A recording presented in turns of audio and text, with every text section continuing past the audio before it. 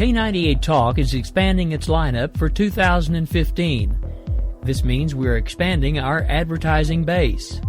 Whether you're a startup trying to push through to the next level or an established business trying to supplement your advertising budget, web-based advertising is a solid investment.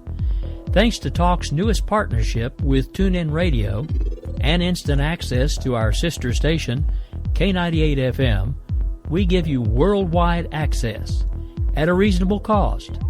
Interested parties should email us at advertise@k98talk.org.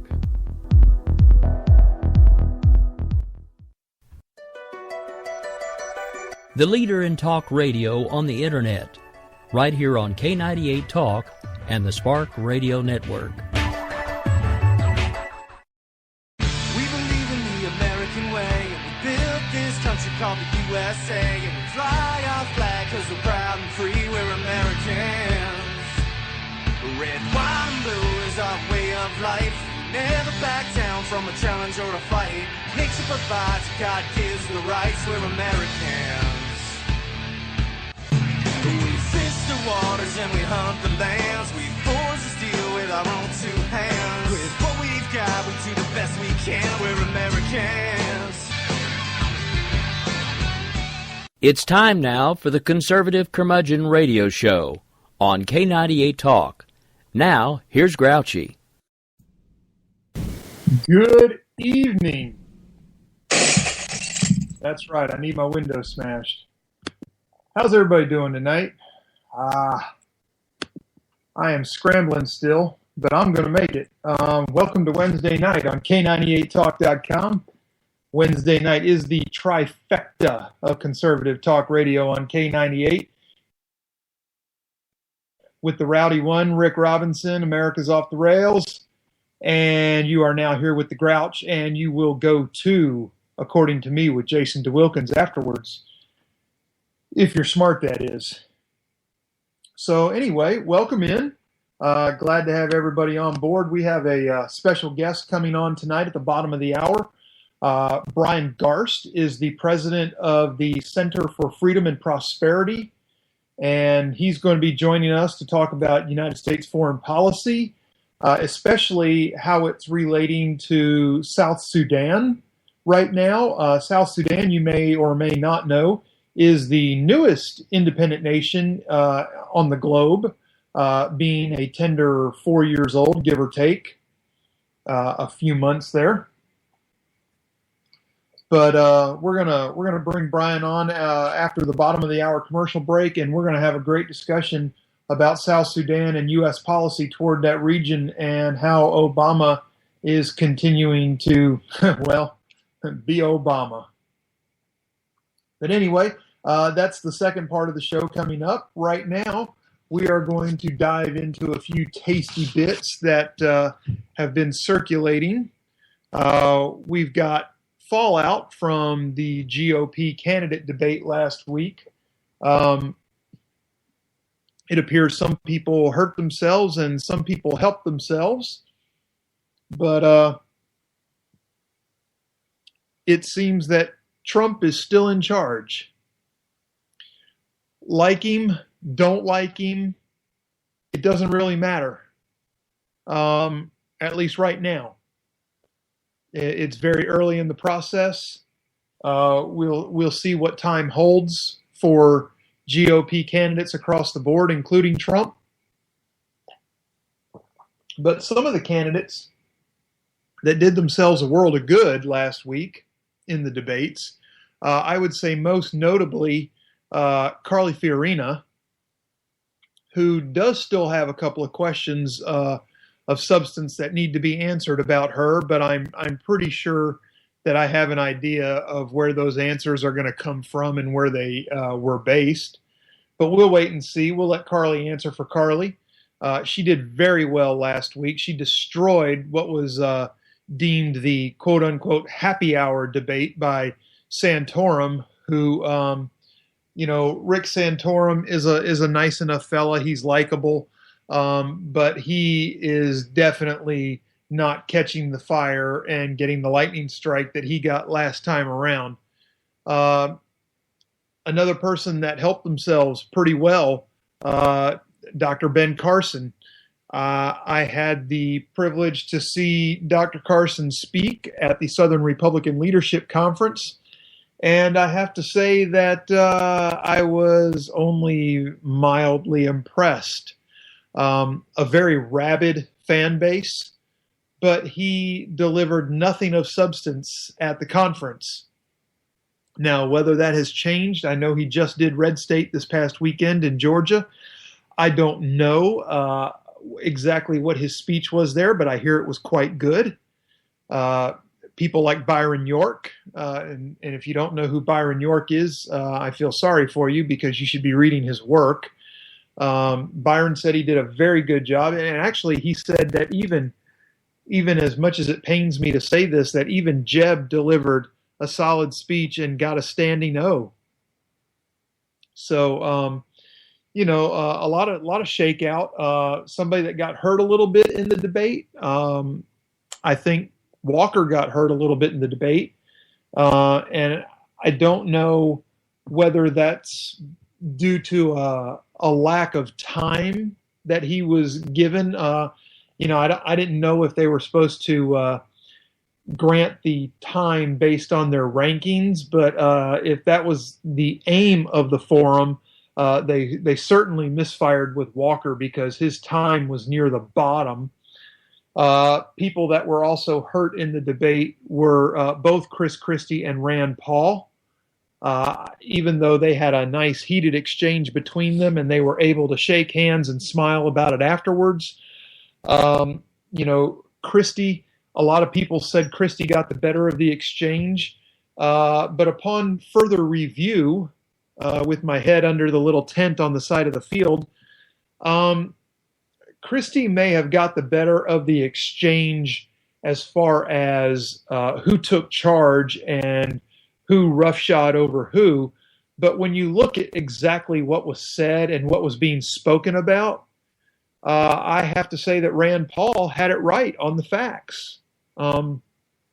Sorry, Governor Christie. It is what it is, but freedom is freedom, and we need more freedom. And we need less government and more fun, as my friend likes to say, my friend Buddy.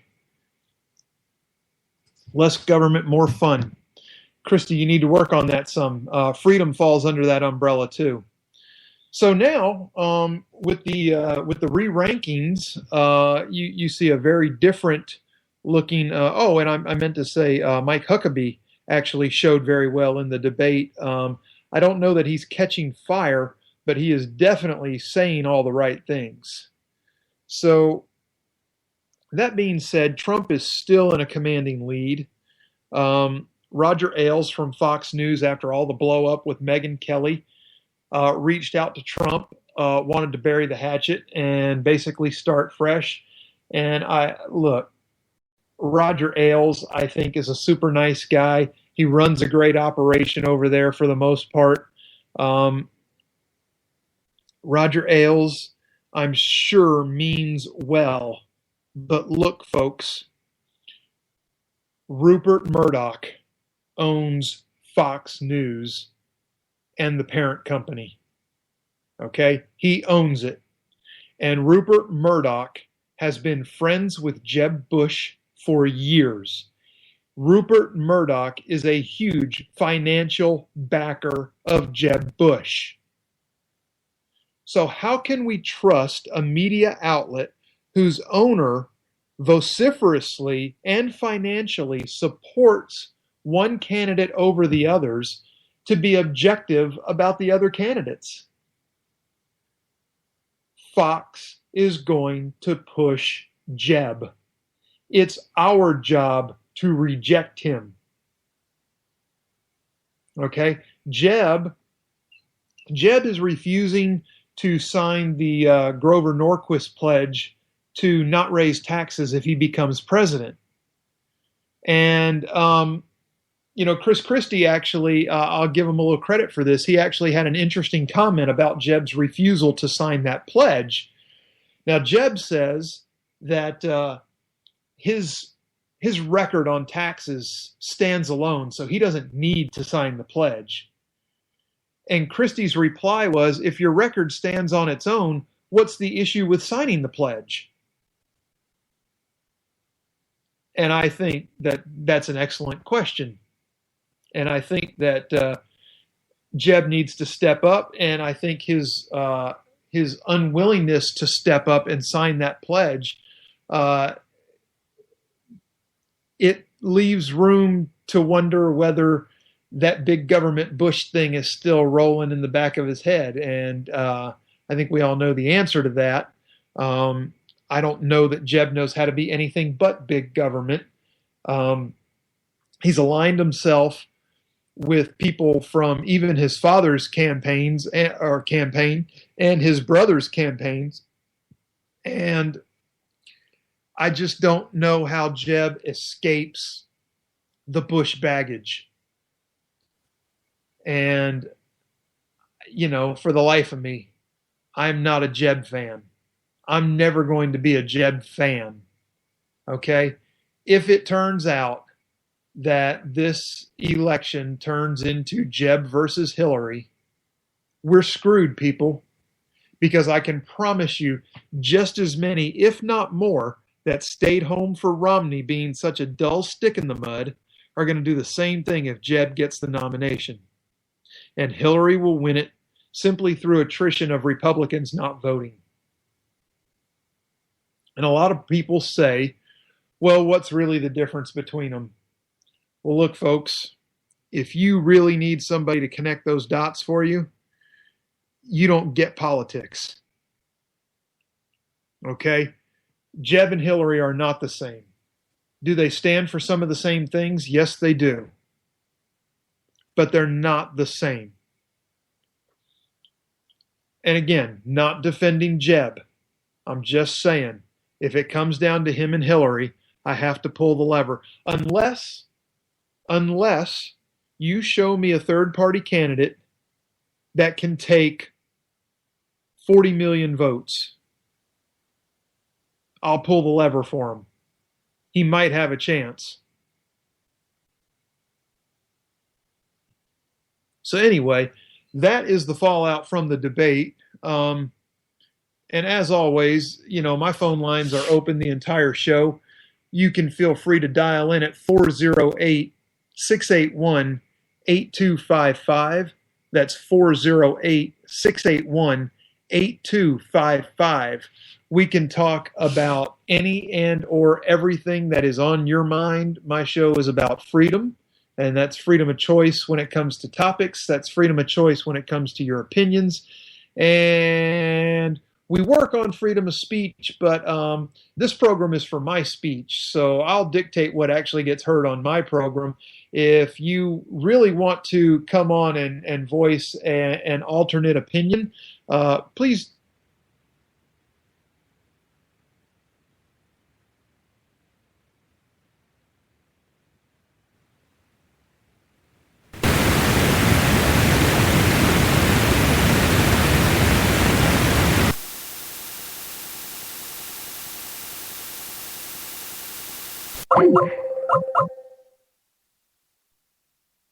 This is according to a top Homeland Security official who told this to a federal court late last Thursday as the administration begged a judge not to forbid detention of new migrant mothers and children.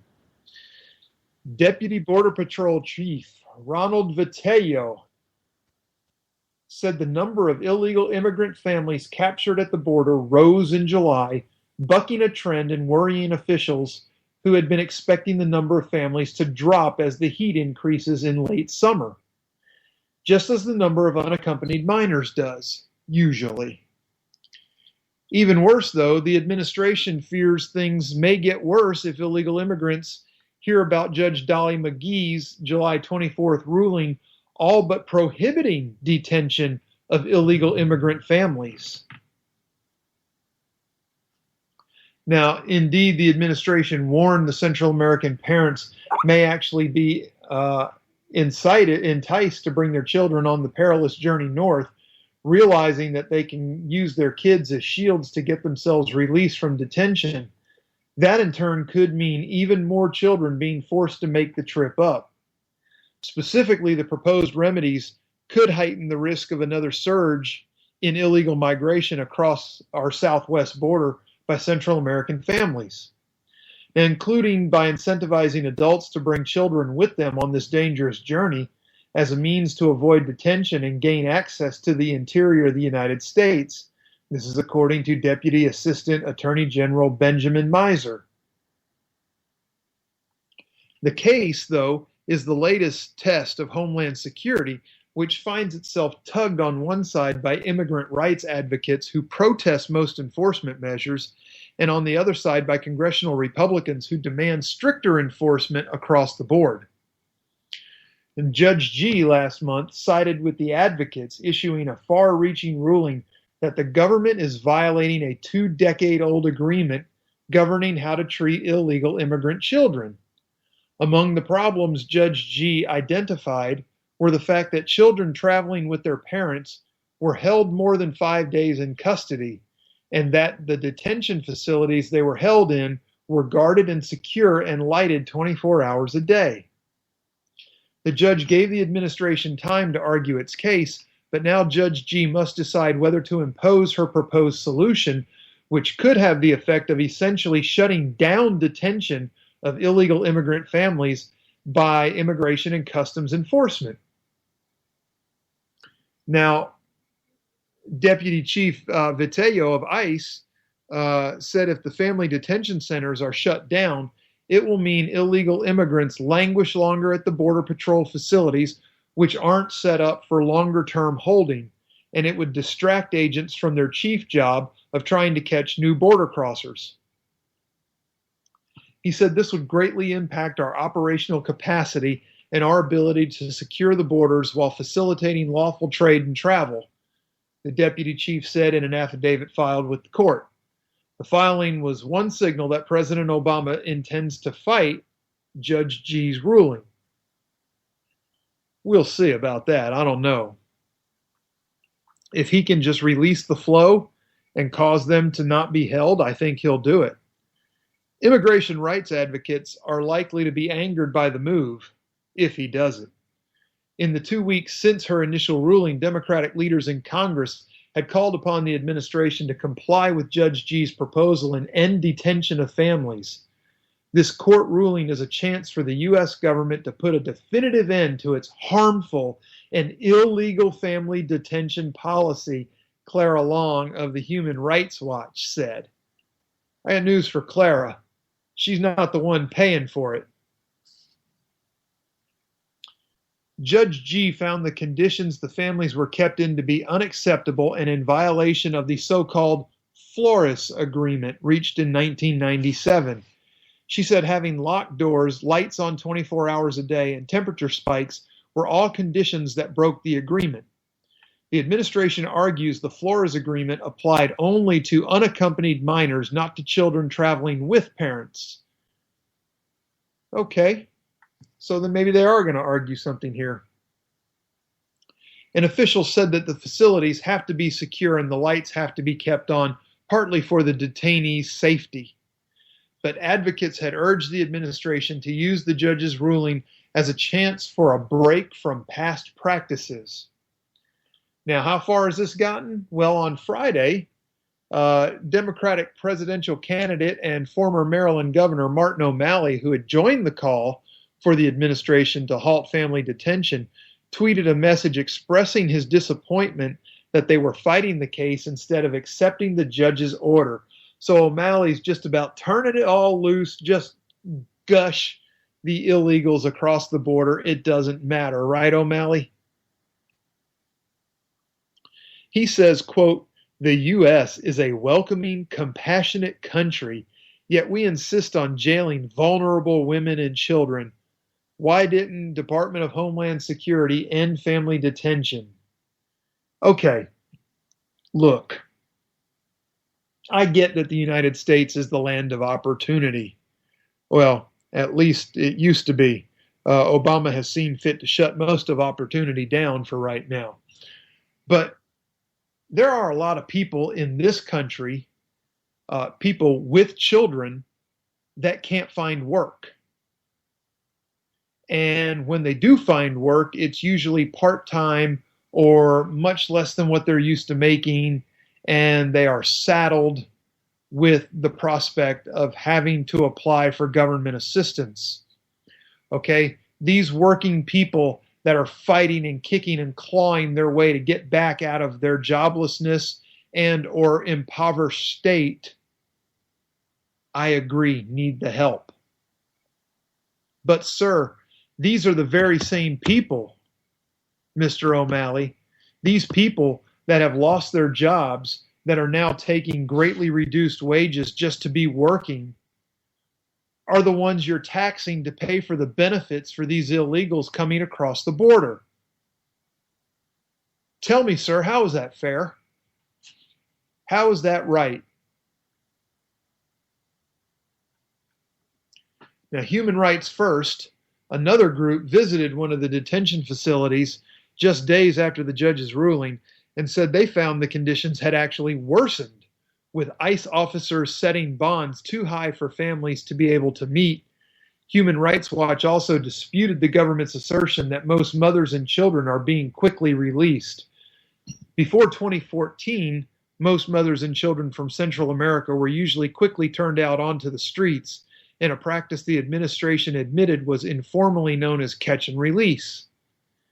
Those illegal immigrants often never showed up for their deportation hearings, instead absconding and blending in with the estimated somewhere between 11 and 30 million illegal immigrants already here. With last year's surge, however, ICE began to use detention, hoping to deter illegal immigrants who were flight risks. Now, officials had also hoped that once folks back home saw their neighbors being deported, it might prevent others from trying to come and make the same trip. The administration now acknowledges it cannot use detention as a deterrent. Why? For others, and has taken other steps to more quickly process illegal immigrant families, making initial asylum claim determinations much faster than in previous years, which reduces the time many of them remain in detention.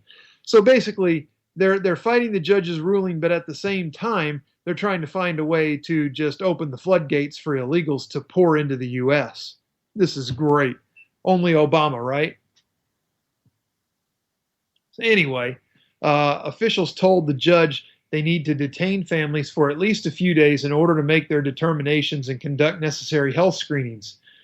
DOJ asked for a hearing later in August to present more evidence to the court, hoping to convince her that she misread the situation and to change her preliminary ruling.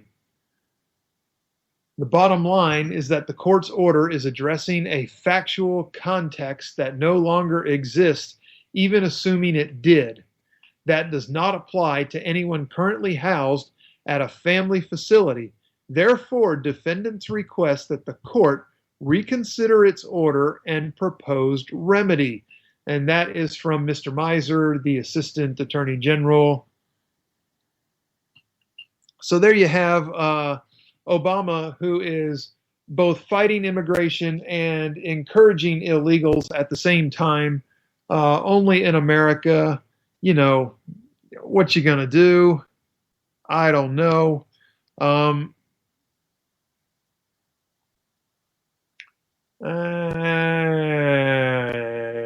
And I think what we are about to do, since we are at the end of the immigration news, is I think we're going to plunge into commercial break here at the bottom of the hour.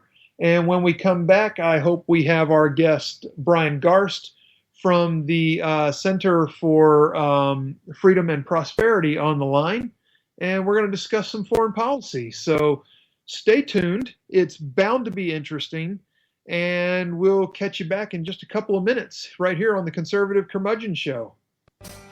Oh, but ain't that America? You and me, ain't that America? Something to see, baby, ain't that America? Home of the free, yeah.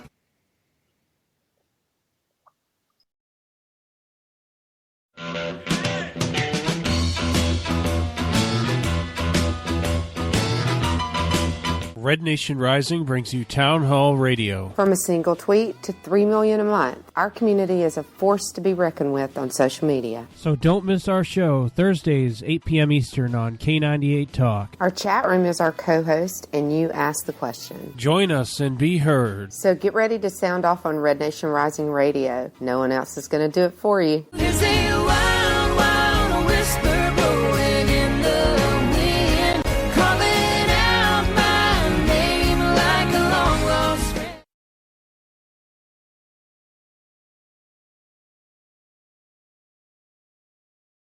Not on my watch, our military service members say, as they volunteer to serve, as they move out, stand firm, and take fire. So not on our watch, we say, to the severely ill or injured veterans who can't get the care they deserve to live full and independent lives, even when there's no government funding or a nursing home seems like the only option. We won't leave one warrior behind. Not on our watch. Join us at findwwp.org. Hey everybody, this is Jason, host of According to Me. I'd like to invite you to check out my show. It's a 2-hour show that lasts 60 minutes and... Listen, I hate to interrupt, but one thing I can do is read off a script. Just say, let me be clear a lot. It works. President Obama, I can handle this. It's a radio promo. I'm not green. I've done this before. Did someone say green? Now, Al Gore is here. Listen, I'm just trying to record a radio promo. Do you mind? Now, do you say good things about me on the show? No, not at all. But if it makes you feel any better, I rip on Republicans just as much. The AM radio frequencies give off very high levels of radiation. Look, my show is on the internet, which you invented. Can I just do my promo? I got a pen. I can veto that, you know. I know you got a pen. It's not a law. It's a radio promo. Listen, just listen to my show. Barack Obama and Al Gore hate it, so you're going to love it. Here's an executive order. Don't listen to his show. He doesn't like me. He's racist. And he doesn't recycle either. That's it. I'm done. It's According to Me, Wednesdays, 10 p.m. Eastern, right here on K98 Talk. The internet will never be the same. You're listening to K98Talk.com. Whoa! Good God, y'all. What is it good for? Absolutely. Let's get started again. All right, welcome back, ladies and gentlemen. That's okay, you can play it. See, baby, ain't that America? Home of the free, yeah. All right, we are back, and we are joined right now by Mr. Brian Garst. Brian is the Director of Policy and Communications for the Center for Freedom and Prosperity Foundation. And we're going to talk some foreign policy, especially how it relates to South Sudan. Brian, welcome to the show. Thank you so much for having me. I'm happy to be on. Great. So we know we have challenges with this administration when it comes to foreign policy. And apparently with South Sudan, there's a deadline looming, and you're going to tell us a whole lot more about that. I have breezed through your white paper, not quite enough to know all the details. So I am going to kick to you and let you inform all of us on what exactly is going on and how is this administration not helping or helping. Absolutely, yes. And before I get to the politics and Obama's involvement, I'll explain very briefly what's going on. Basically, right now, like so much of the region, you have a humanitarian crisis going on, started from a political dispute that began in 2013. And as you know, South Sudan is a young nation, about 4 years old now, that achieved independence out of the conflict that had gone on for so long in Sudan that we heard so much about in both the Clinton and Bush administrations. Right. So that they became independent in 2011. In 2013, the president, Salva Kiir, dismissed his own vice president, Riek Machar, and that kind of led to an internal political dispute between the two factions. Their varying loyalists in the presidential guard started fighting. The fighting then spread from the capital city to other parts of the country, and you basically now have armed rebellion of sorts between the faction led by the now ex-vice president against the sitting president of South Sudan. Now, this is, there's been fighting off and on for a couple of years. They have met a couple of times to try and resolve the conflict. There are ongoing peace talks that the international community is involved in. And there's a group called IGAD, or the Intergovernmental Authority on Development, which is a small African trade bloc, essentially, that is leading the effort, but they brought in a lot of other countries, including the United States, and are trying to mediate the process. Unfortunately, the tactics that are being used are as likely to make the problem worse as they are better. Basically, right now, they're trying to impose a peace agreement by August 17th, which, near as I can tell, is just a date that somebody pulled out of a hat. And, and like I said, there's been ongoing talks to this point, and we recently released a white paper basically looking at the whole situation and how the negotiations are going. And I think the central point, if I could sum it up in just probably one sentence of the paper, is that imposing peace doesn't generally work. And, if sheer force of international will is all it took to solve the Israeli-Palestinian problem, right? Absolutely. Sometimes these things are more complicated. Yeah, but, just a little bit, I would imagine. Yeah. So right now, they are negotiating, and IGAD has proposed a particular peace agreement that they think is good. Unfortunately, it has some provisions that are likely to not work in the long run and undermine democracy, which is something that the United States, you would think, would want to promote. Basically, the agreement would elevate the leader of the armed rebellion to an equal with the elected president, which, as I'm sure you can imagine, would encourage other similar political rebellions in the future and create a moral hazard situation. All right. Well, maybe we should try to promote that here in the U.S., too. Yes. So last week or a couple of weeks ago, President Obama visited Africa and met with some other countries to discuss South Sudan.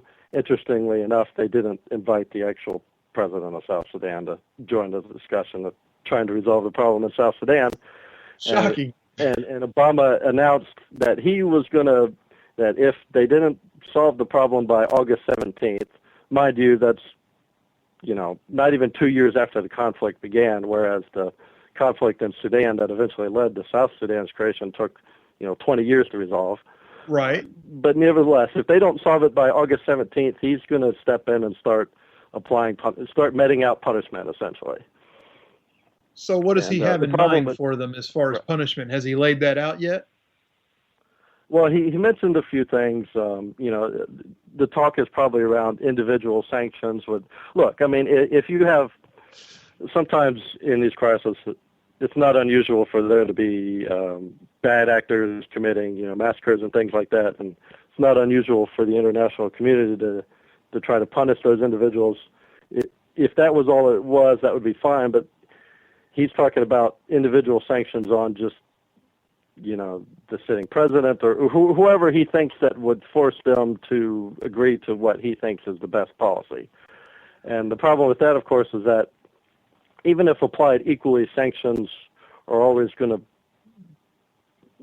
favor one party over the other, in the sense that the party in power is more constrained than the party not in power. So you're encouraging them to sit back and really not reach an agreement because they know that the punishment will hit the other side harder. Right. Now, let me ask you, Brian, you mentioned the humanitarian crisis. I'm assuming that with this battle raging like it is, there's probably a lot of refugee-type folks, families leaving homes and things like we're seeing in Iraq and Syria with ISIS. Yes. Displacement is a problem, and one of the reasons why there's so much attention on trying to resolve the problem. Unfortunately, that very understandable motivation to drive to look at the human cost and try to mitigate that can lead to counterproductive pressure that ends up making the situation worse. So, Obama and others need to be very careful going into a region that they're not a part of and trying to impose, certain policies. Well, yeah, we're well aware of how he likes to impose from behind, the same place he likes to lead from. But it would seem to me that if he imposed sanctions on South Sudan, that would actually worsen the humanitarian crisis by limiting resources to these people. Yeah, certainly. If and I don't know if they've come out with any specifics of exactly what they would do. Obviously, yes, we should be promoting. Our policies in general should be to promote democracy and free trade, and so much of, unfortunately, what they're trying to impose now is, yes, they want the fighting to stop, but they're doing it in such a way that they're undermining democracy and could be exacerbating the humanitarian crisis itself. Now, I don't know how much globally Sudan and South Sudan put into the oil market, but does their oil play a factor into this? And is this one of the areas that Obama's looking to hit them? It definitely plays a factor in the conflict insofar as oil is their primary source of state revenue, and the oil-producing regions are the ones seeing the most conflict. And in fact, part of one of the sticking points in the agreement that Obama wants them to immediately sign is that they would give those local regions majority political representation to the opposition groups. And so, again, you're essentially rewarding an armed rebellion with the keys to the source of revenue. And so that's a sticking point in the ongoing negotiations, that if they don't give them a little bit more time, it's obviously these are all things that they can work through. And like I said, both parties have, to their credit, previously come to the table and begun negotiations. It's just unfortunate that it's always encouraging to see at the end of his presidency is looking to secure his legacy and is now trying to force it to fit his timeline rather than what the situation warrants. I'm looking, as we go through this. While there's been considerable attention, at least in some parts of the world, with South Sudan, it's not something that we here in the U.S. Get to hear a lot in the mainstream media. And with the U.S. taking such an active role in that, why do you think that is, sir? Well, I'm sure you're well aware of the limited attention span of the U.S. media. We could go into a long dialogue about that. Obviously, these sorts of conflicts in Africa are not uncommon, so it's very easy to kind of, not pay a whole lot of attention. I think there is some significance here insofar as down the road there's potential consequences if South Sudan fails as a state, for instance. Then you're creating another breeding ground for future terrorist groups. We don't want another Somalia on our hands, in other words. Well, no, we don't, and we certainly don't want another faction. I guess. I don't even know. Let me see if I can stretch this. I'm not trying to connect any dots here, but has any activity in South Sudan's fighting been attributed to ISWAP, which is, of course, the former Boko Haram? Have they branched out into that part of Africa yet with the conflict? Not that I've seen. That's a valid question, and I hesitate to give a definitive answer, but I'm not aware. There is obviously concern that the longer the conflict goes on, it could spill over. Other factors or outside forces could also then see an opportunity to move in. So there is a lot of concern in that regard. So again, there is strategic importance there. Oh, absolutely. I would think, especially where the oil fields get involved, you would think a group that has pledged its loyalty to ISIS wouldn't mind getting in there and maybe trying to seize some of that. Right. Now, also in your paper, again, this arbitrary deadline. I guess, like you said, somebody just pulled it out of a hat. Maybe doesn't this fly? And I know you wrote this here too. Let me find it real. Okay, yeah, here we go. On another conflict, President Obama wrote that, quote, peace cannot be imposed from the outside. It must be negotiated directly by the leaders who are required to make the hard choices and compromises that take on history. So he's flying in the face of his own words. Yeah, exactly. President Obama said that in it was a letter to, I think it was a Jewish group, I don't remember the name, regarding, surprise, surprise, the Israeli-Palestinian conflict. Absolutely, and yes. Now he's doing the exact opposite and flying in and trying to impose on a process that is ongoing where the two sides are, in fact, trying to negotiate and work it out, but just, again, maybe not quick enough for the Obama administration to take the credit that they want. Well, that could be a factor too. He is legacy building right now, so. And the president, we mentioned before they did have an independence referendum following. South Sudan was formed out of their conflict with Sudan, and that referendum took place in 2011, shortly after Obama took office. It had been planned since 2005.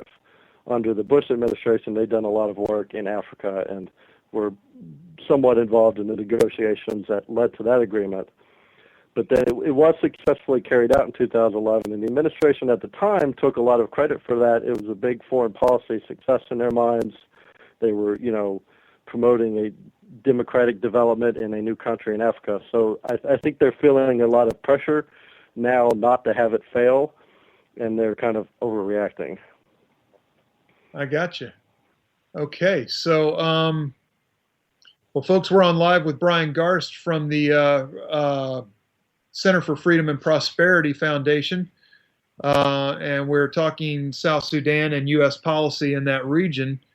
Brian, is there anything else that you can add? Is there anything we can do as far as trying to help get word out? Is there anything we can support to help you guys in your efforts to, get the government to level out and actually take their own advice? Well, I know you're already shining a spotlight on the president's activities, but certainly anyone that's interested can go to our website, freedomandprosperity.org. You can certainly find my recent paper there. And we'll definitely be keeping an eye on the situation and what the president's doing and making sure that it's helpful and not just legacy building. Beyond that, obviously, there's not so much we can do. These events are sort of kind of driving themselves, but certainly sharing it amongst friends can help. Now, these proposed sanctions that he's talking about, August 17th is what, like Monday, Tuesday, something like that? Yeah, the deadline's coming up, and there's a lot of, obviously, the news is changing daily down there. There's a lot of scrambling going on. There's not a whole lot of hope that an agreement will actually be reached. Again, surprise, surprise, because let's face it, at the end of the day, two parties actually, have to come from positions that aren't mutually exclusive for there to be agreement. You can't force people to agree on things that. Right, and I just don't see how agreeing to having multiple people having the same level of power in one country is anything close to what would be considered normal or acceptable. Right, and it's very complicated, and obviously. You obviously want to do something, and they're trying to form a transition type government to another system, which is fine, because coming out of their formation from Sudan, it was kind of a one-party state now in South Sudan.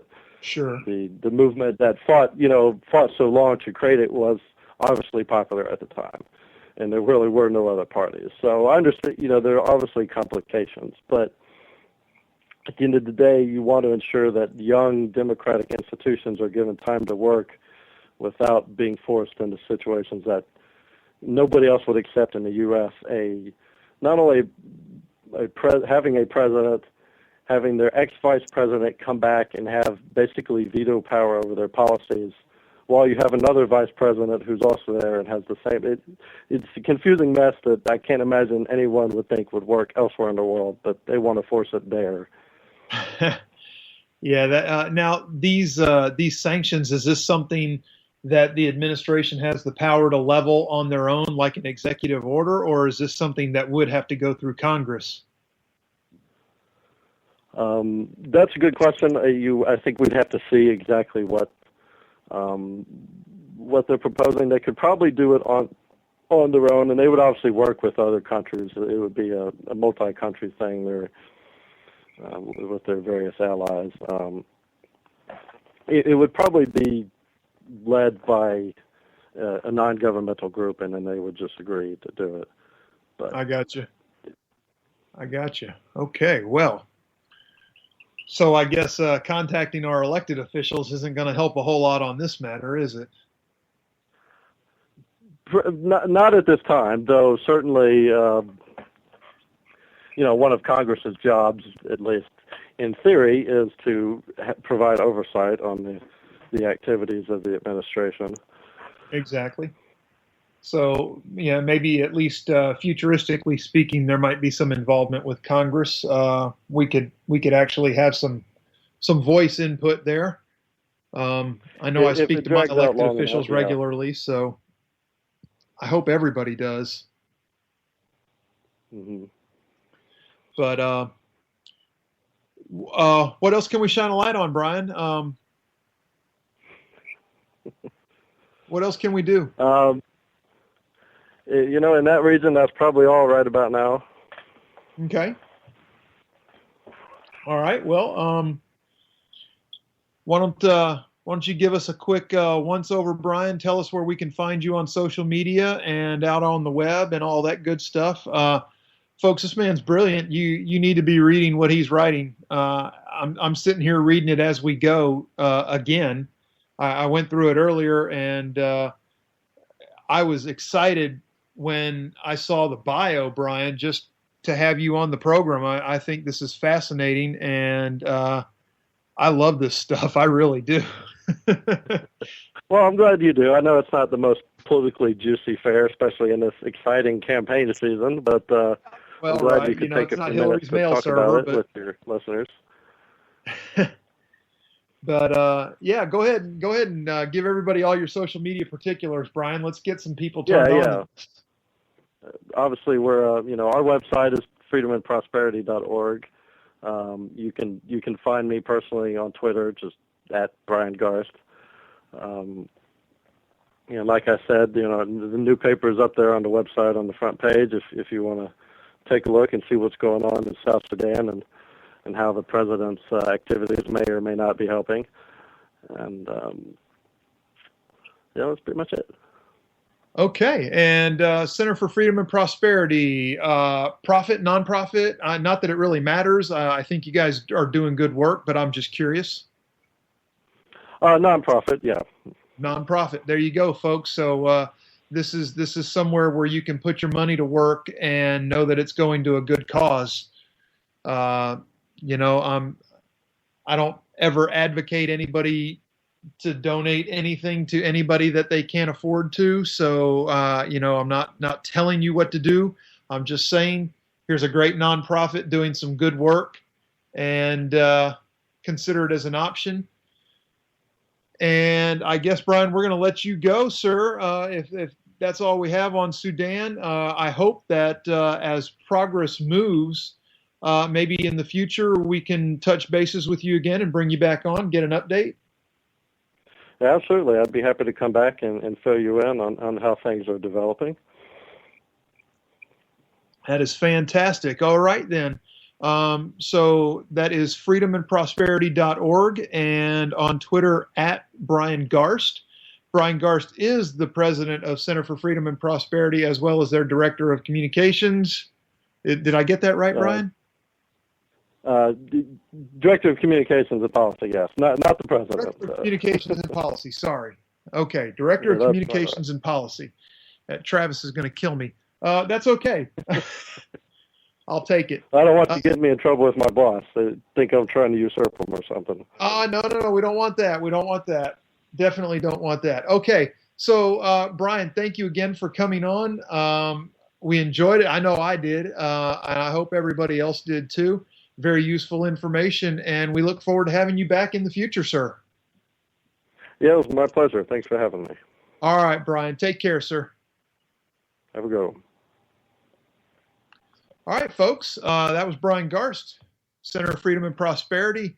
And I am just seeing emails from Mr. Producer. I was out all day in the meetings, didn't see the email, blah, blah, blah, blah, blah. Yeah. Okay. Good job, Mr. Producer. You pulled it together quite well, sir. So we've got just a couple minutes. It's what I do. Yeah, I know it's what you do. Let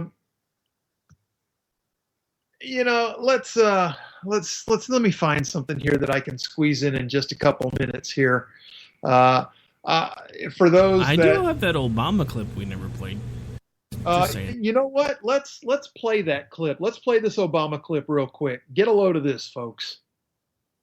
At the state levels, we've got some outstanding members of state legislatures, California, Florida, who've been championing mechanisms to get more people voting, early voting, online registration.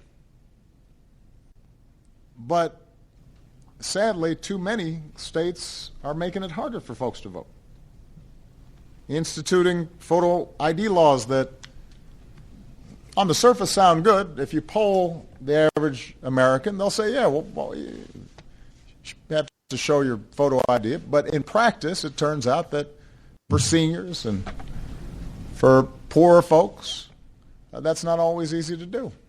And by the way, it doesn't actually address a real problem, because there are almost no instances of people going to vote in somebody else's name. It's just not it turns out it's just not a common crime. Yeah. Not a common crime. Folks might think about, shoplifting. Attorney General, you know more about the crime statistics than I do, but I am certain, because we've actually looked at the data on this, that almost nobody wakes up saying, I'm going to go vote in somebody else's name. Doesn't happen. So the only reason to pass this law, despite the reasonable... Okay, so let me go on record as saying, if you listen to his exact words, technically, he's right. There aren't a lot of instances where people go to vote in the names of other people. What there are a lot of instances where people go to vote with their own name multiple times.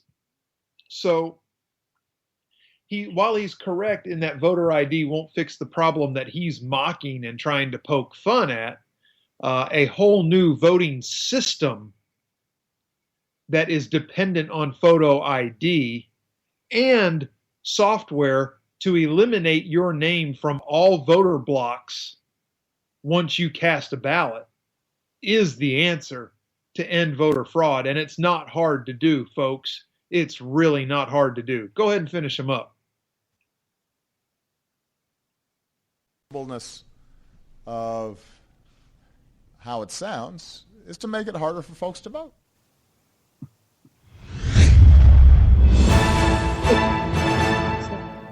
He thinks that voter ID laws are trying to make it harder for people to vote. Apparently, South Africa as a nation managed to institute 100% voter ID cards to every citizen eligible to vote. But we can't do that here in the United States. I'm not buying it. I'm not buying it at all. And Neither's anyway, the chat room. What's that? Neither's the chat room. Neither is the chat room. Good for them.